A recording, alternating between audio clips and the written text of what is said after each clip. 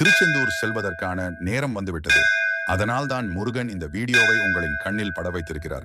திருச்செந்தூர் சென்றால் தலையெழுத்து மாறும், குரு தோஷங்கள் நீங்கும், திருமண தடைகள் விலகும், குழந்தை பாக்கியம் கிடைக்கும், கஷ்டங்கள் தீரும், வேலையில் வெற்றி கிடைக்கும்.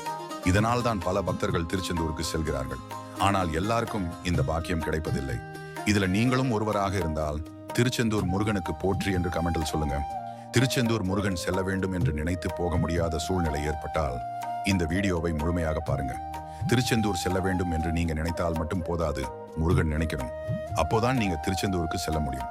திருச்செந்தூர் செல்ல முடியாமல் போகிவிட்டது என்றால் அதனை அப்படியே விடக்கூடாது. ஒரு முறை செல்ல வேண்டும் என்று நினைத்திருப்பீர்கள், ஆனால் சில சூழ்நிலையால் செல்ல முடியாது. அப்படி என்றால் நீங்கள் அப்படியே விடக்கூடாது. தொடர்ந்து முருகனிடம் பிரார்த்தனை செய்ய வேண்டும். முருகனின் மந்திரத்தை கூற வேண்டும்.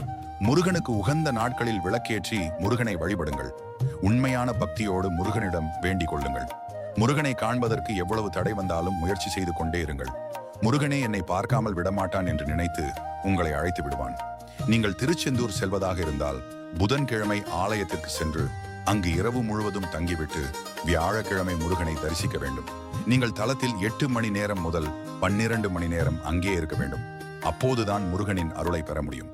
இந்த முறைகளை பின்பற்றினால் திருச்செந்தூர் முருகனை தரிசித்து கர்ம வினைகள் கரைந்து தலையெழுத்து மாறும். இது